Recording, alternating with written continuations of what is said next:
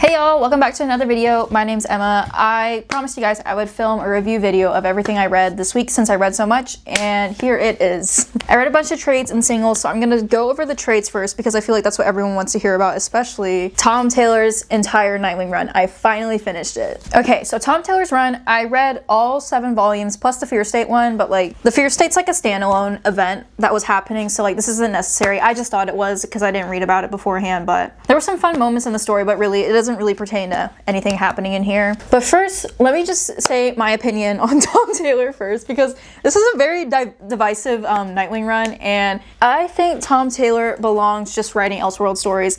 Dark Knights of Steel, he wrote this. I love it so much. I used to eat up Injustice when I was younger. I used to own the entire collection of it. Gods Among Us, Injustice 2, all of it. I think he really thrives in an Elseworld environment. I don't think he's really meant to write DC mainline stuff because in an Elseworld, he has no repercussions. Nothing bad can happen whenever he changes random things about the characters, makes up new characters, new relationships, and like retcons things, because like that's okay in an Elseworld story. It's supposed to be different. It's supposed to be like a different take on everything, but you can definitely feel some of his writing that he uses for his Elseworld stuff sink into this story, especially with like the new characters he has in this, the villain that he made for this run, and I really feel that he just thrives more in an Elseworld storyline than this mainline DC one. My entire rating of the story though, 2.75 to 3 out of 5. I still agree with my rating on my TikTok. I just feel my rating's even this high because of Bruno Redondo and Adriano Lucas. Bruno Redondo is the artist for this, Adriano Lucas is the colorist. It truly elevates the story more than the writing ever could, and I think that's why my rating is so high and why people are so drawn to this run in the first place. It's just so bright and vibrant and everyone looks gorgeous in this story. I love the artwork so much. The writing, on the other hand, was kind of a disappointing factor in this for me. I'm gonna start off with the first volume.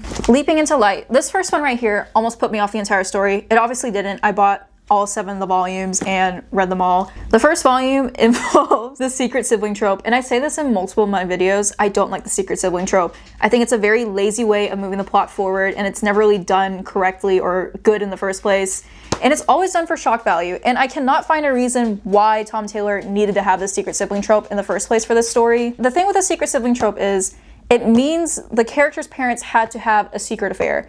I don't think that Nightwing's dad needed to be having an affair, and plus Nightwing has such a rich history. He could have picked so many different people from Nightwing's past to bring up rather than making up that he has a random half-sister. Like no shame on Melinda, but I felt Melinda was very unnecessary to have as a relative to Nightwing, and if so, she could have been like a cousin. Why did it have to be a sister? I would have preferred if it was like a cousin. My other main problem with the story was definitely the villain. Heartless is supposed to be the big bad over all these volumes. You forget he's even the villain in some of them. He's just so weakly written. And the thing is, Heartless was created for this run. So like at first I was giving him some grace because I thought Heartless is like a really prevalent Nightwing villain and that's why he brought him up, but no. He made him up for this run, and that makes the annual for Heartless even worse, because Heartless is the villain of the story because he was also randomly at the Flying Grayson's death. I was like, how many people in the DC universe can be at this pivotal moment for Dick Grayson? You can't just keep adding in people. And that's what I say, like, Tom Taylor loves his Elseworld stuff because he can just make up random things like that and it's okay. But in this story, I'm just like, it started feeling a little fan fiction-y to me because I was like, you cannot keep making up all these original characters that are somehow so intimately tied with Nightwing throughout these moments in his life. And again, you have so many villains you could pick from, you can peel from through Nightwing's history, yet you make up this random character that was somehow also at the Flying Grayson's death. I was like, there's no way everyone in the DC universe can be at this kid's worst moment of his life. It was almost comical when I was reading that. I was like, okay, this is the villain, are you kidding me? Other than that, I was just like, he wasn't really built up to be like this big bad.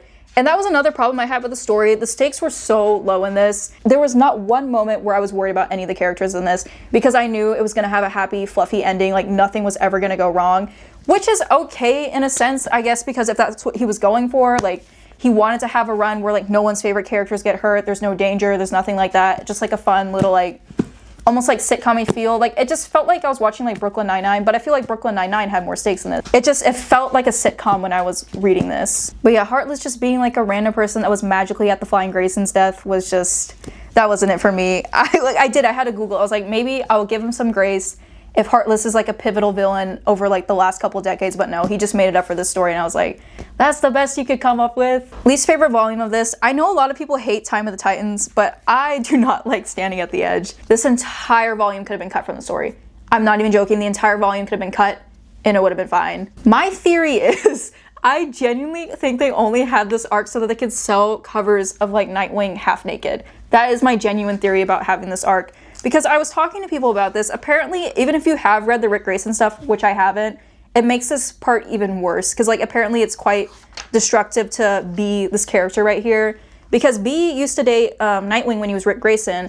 And the thing is, she was just like a normal person in that run. But in this run, she is like magically a pirate queen and a spiral agent. And I'm just like, why did we make that change? We don't need this. This pirate arc went on for way too long. I'm not gonna lie, if I was picking up the singles during this time, I think I would have dropped the series when the pirate arc was happening and then just pick it up whenever it's over, because it genuinely went on for too long. I was like, I am so done with this.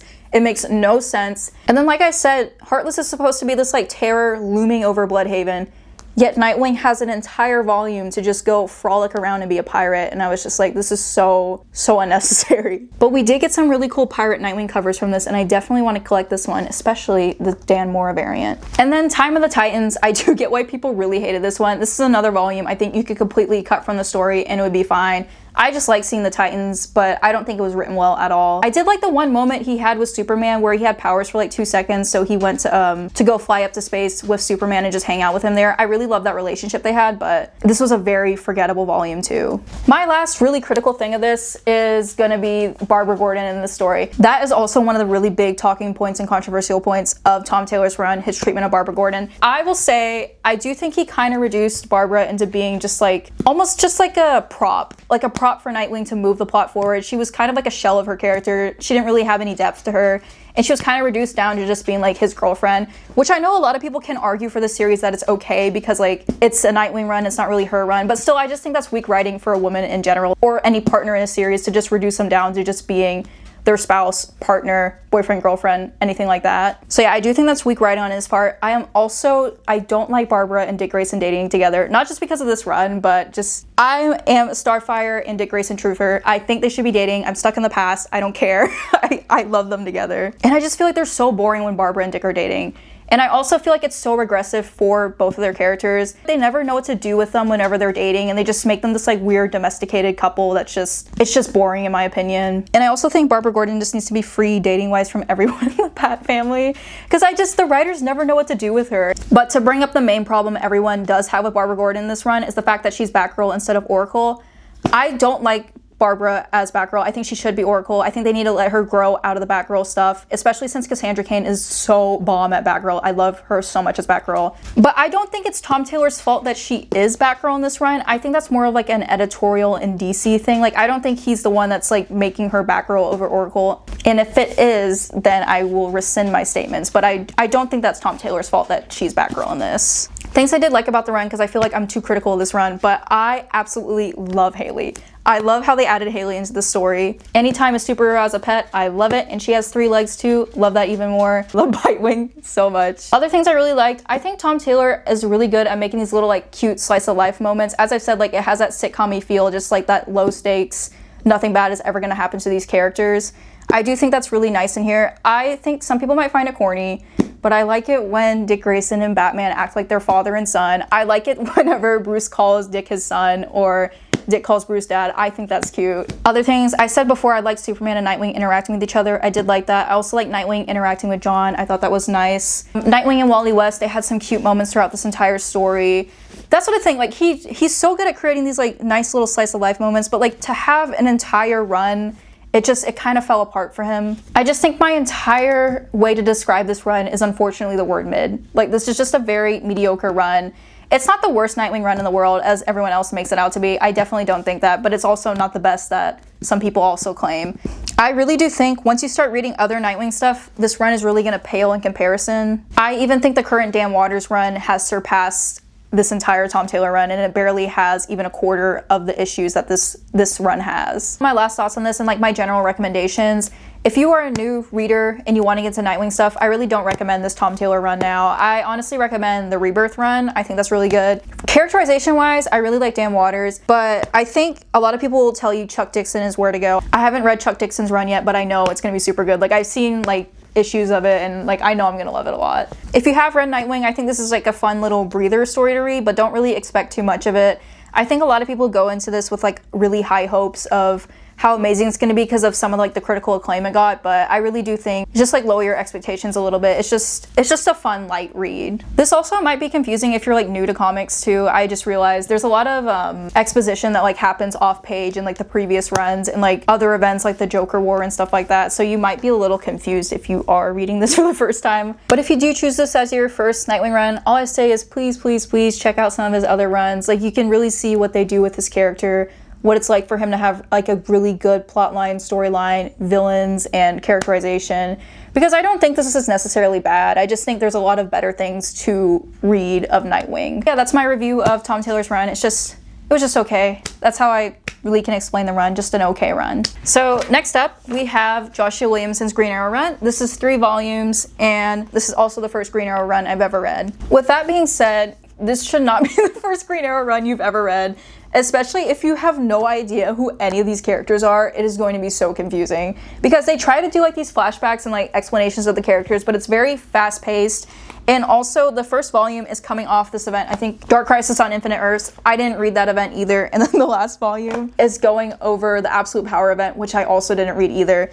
So if you haven't read those events, it's going to be kind of harder to understand this, especially in the last volume, because like they do like these jumps in between like the Absolute Power tie-ins, and you're just like, what is happening right now? Like, why is Green Arrow working for Amanda Waller at the moment? My overall rating of this run, probably like a solid 3 out of 5. I love Joshua Williamson's writing so much, but this one was kind of a miss for me, and I think it's because I missed all those tie-in events. So I think if I did read those, my rating would go higher.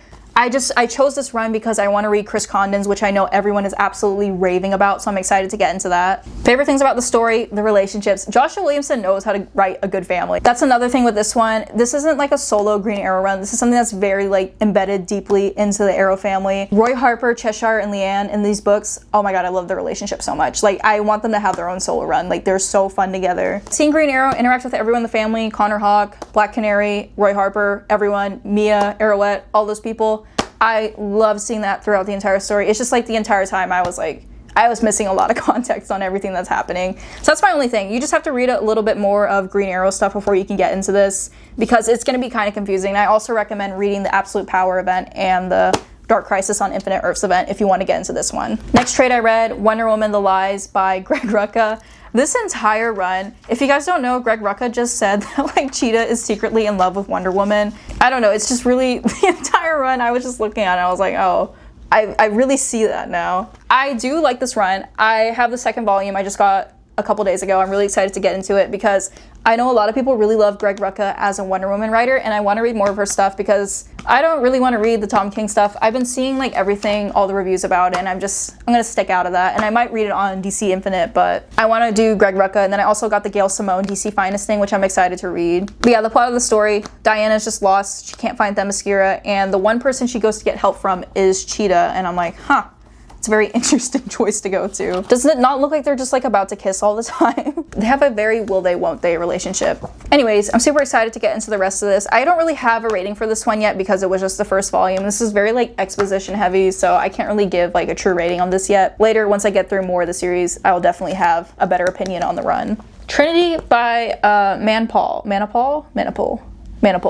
It says from DC Rebirth. I'm definitely going to read more of the series. The first issue really intrigued me. There was a lot of stuff happening in this one because I haven't really read New 52, and this one really leaned into previous stuff that happened with New 52 and like the relationships that they had, because I forgot that I hate when they bring it up. Wonder Woman and Superman dated, and they're having dinner with Lois and Clark, and they're trying to reconnect and become friends because they're very split in this comic. Like, they're not very close together. Like, you don't really see the friendship between Clark and Batman in this one, or between any of the general Trinity. So I'm excited to see where this one goes. I also love this one moment in the story. Clark was like, Dick Grayson told me that you dressed up in a rainbow Batman suit for him one time. And Batman was like, no, I did not. I didn't realize that was an actual comic run, so I thought that was a pretty funny moment. Issue number 1, Alyssa Wong, Captain Marvel. This is not a Captain Marvel starting point if you want to get into Captain Marvel stuff. There's a lot of things going on that I didn't really understand. I didn't know that there was like multiple Captain Marvels too. So I think Kelly Thompson has a Captain Marvel run, so I'm going to try and read hers first because I feel like Alyssa Wong's is something that you have to read after everything else happens. Next up, I have Ghost Rider Final Vengeance. This made me crave to rewatch the older movies with Nicolas Cage. I liked both of them, I'm not gonna lie. I haven't watched them in a long time. I know a lot of people hate the second one, but I can't really remember what happened, so I definitely need to do a rewatch. I think Johnny Blaze is such a cool character, and I really hope they do like another Ghost Rider thing in the future. And then we have Cheetah and Cheshire Rob the Justice League, issue number 1. This was really good. I enjoyed it, and I'm excited to read more. I'm really loving the miniseries that DC's been doing because I love the Sonic the Hedgehog one, and now I'm excited that they're doing this one too. Then we have Absolute Superman, issue number 10. This is by Jason Aaron. I'm not going to spoil what happened in here. There was a very big reveal. Also, I went on Comic Geeks and looked at what everyone else thought about the reveal, and everyone else thought it was like the most obvious thing in the entire world, and I was like, okay, I guess I'm stupid then. But like, I thought the reveal was super cool, and this is one of my favorite Absolute series. I think this is top 3 maybe, but I love the Omega people, and again, I love the reveal at the end, and I'm super excited to read the next issue of Absolute Superman. If you have read the newest issue, please tell me what you thought about the reveal, and if it was super obvious, then I don't know why I didn't pick up on that, because I usually pick up on stuff, but I don't know, I was so shocked. I was like, how could this happen? Then Ultimate Wolverine, issue number 8. A lot of deaths in this one. Angel in this is so cool. Angel was supposed to be like this in X-Men Apocalypse, in my opinion. Like the metal wings, he looks so insane. The way he was going off and killing people, so cool. And I cannot wait to see what they do with him for the rest of the series. And his and Jean Grey's design are so terrifying. I love it so much. Chris Condon is the writer. That's why I want to read the new Green Arrow run by Chris Condon, because I absolutely love this series so much. Absolute Green Lantern, issue number 5. Guys, I like this series. Everyone's hating on it. I really like it. I think it's good. This newest issue was pretty cool too. The fight between Hal and Joe. I love seeing Joe's constructs. Her construct colors are also like different from the other Green Lanterns. They're like this very vibrant green. I thought that was really cool. Also, this cover looks insane. And then Batgirl, issue number 10, Tate Bromble. As I was just saying in the beginning, the secret sibling trope, I don't like it, and yes, I still don't like it in this one. I'm giving Bromble a chance still, but I'm not really seeing why he needed the secret sibling trope in this. It's not something necessary to the story, but I'm still giving him a chance. My next 2 issues that I read last week, Captain America by Chip Zdarsky. I'm so glad someone recommended this for me to pick up because I finished his Daredevil run, loved it so much. I don't know, Captain America is one of those characters that doesn't really like interest me. Not that he's boring or like I hate him, he just doesn't interest me. Anytime I look at him, I just think of like a military recruiter like trying to get me to join the American military. This story is so good. This is such a good story, and I think it's a very necessary conversation to be having too. First issue though, I think it was very important to have this veteran storyline, especially with Captain America dealing with him, because his vision of America is so different than it is now, and I feel like the entire story is him going to be redefining what is America, what does he stand for too as Captain America, and just dealing with all that. But like the veteran, the fact that he feels so betrayed by America, that he's fought in this useless war that no one really cares about, no one really knows about. He's lost so many people. He's lost a piece of himself that he cannot get back, and just like no one's helping him with that. And I just thought that was a really cool first issue story to have, especially because we see Captain America, instead of joining the Avengers, he's joining the military again, so he has to deal with that, and he has to redefine what it is to serve in the American military. And then in the second issue, whenever we see the second Captain America, Colton, I think that's his name, I forgot what his name was, it's the redhead Captain America, his backstory in Afghanistan, where he's talking to Kasim, and he's just like, he doesn't see the full story that Kasim is seeing, like with the fact that like the American military has like dropped so many bombs onto Afghanistan and just destroyed so many lives, and that like this violence is such an illusion for everyone else in the world. Like they think this violence is the answer, end all be all. Afghanistan's free, we can be perfect, and democracy is back. And he's just like, that's not the answer here. And then he also talks about the Americans' involvement with this war, and like the fact that the Afghans are the ones that freed themselves. It wasn't the Americans that freed them from this. I really recommend this. It's just like a really cool and interesting story, and I kind of wish this was like a really long run instead of a mini series, because this is definitely a way to get me to read Captain America. I really like what they're doing in redefining the character. I thought it was really cool. Last for the single issues, I read 13 through 19 for Ultimate Spider-Man. I only have the last 2 issues in the physical, but this was so bomb, guys. This was so good. I have been spoiled for every single thing in this story, like the Mysterio reveal, Venom, and all that. I was just like, It would have been nice reading it for the first time and not being spoiled, but it was still a phenomenal story. I think Jonathan Hickman is doing an amazing job on this. I'm sad it's ending so soon too, and I just feel like this is such a cool Spider-Man. This is the Spider-Man I want to read. Not what's happening in, like, I guess, was it called the 616 universe? I don't want to read about that. I want to read about this Ultimate Spider-Man. It's so good. And the last thing I read was A Game of Thrones by George R.R. Martin. This was the first book in A Song of Fire and Ice. First book, I think I'm giving it like a 3.5 out of 5 to a 4 out of 5, leaning towards more of the 3.5 out of 5. I saw a lot of people say the first book is the weakest of the series and I need to keep reading, but like, I don't know, it was such a heavy read. It was so heavy, it's so long, and it's very high fantasy. That's why I didn't even attempt reading The Grace of Kings. Like, I'm all high fantasied out now with the Game of Thrones, but I did like the first book. My favorite POVs definitely was Daenerys and Jon Snow. They were my two favorite POVs out of the entire story. Unfortunately, they did have like the least amount of chapters throughout the book. So the entire time I was like going through everyone's POVs, I was like, when am I gonna get another Daenerys POV? Please, I need one of hers. That was my only problem with the book. Like, I just got too attached to her and Jon Snow. I was like, I only want to read a book about them now instead of everyone else. Things that shocked me in the book, I was surprised that all the deaths were still so meaningful, even though I knew all of them from the TV show. It's a pretty closely adapted book, besides from like, the ages were very different. Everyone's so much more younger in the book, and I was like, ew, it was 10 times more sad because everyone's so much younger. Especially Daenerys. Whenever she found out she was pregnant on her 14th birthday, I had to close the book. I was like, this is so terrible. And Rob, oh my god, I felt so bad for him to be in charge at that young of an age. I think he was like, what, 14 or 15? Almost 16. You're in for too much, and I know what happens to you at the Red Wedding. I'm so sorry. But yeah, Viserys' death in the book still just as good as it was in the TV show. I was so happy when he died. He was such a jerk. Oh my god, I hated him so much. And the Lannisters, I have such a fury in my heart for the Lannisters. I hate them so much. I hate all of them so much. Even Tyrion. I know a lot of people like Tyrion. I hate him. I hate every single one of the Lannisters.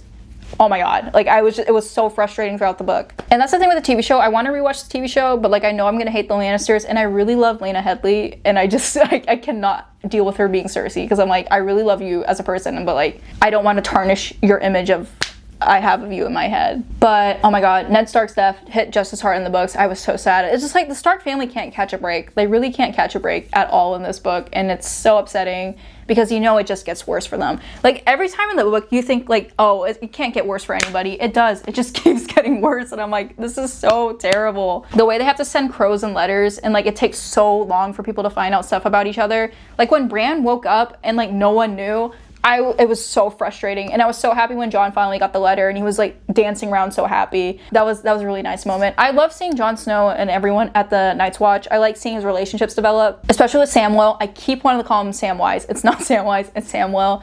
But Samwell, I love seeing the relationship develop, but I'm pretty sure, I cannot remember if Samwell lives or dies in the TV show, and I feel like he's a character that dies, and I don't want to get connected to him because it makes me sad. My least favorite POVs in the book was unfortunately Sansa. I did not like her in the first book, but I know it's because she's a child. Like, she's literally a child, but she was so frustrating. She was so frustrating. She was so obsessed with Joffrey, and I'm like, you don't know it, but I know it. Joffrey's evil. He's evil. Listen to your sister. The way they describe Joffrey in the book always cracks me up, because he's supposed to be like this gorgeous, handsome man, but in the TV show, he is not any of that, and I thought that was funny throughout the story.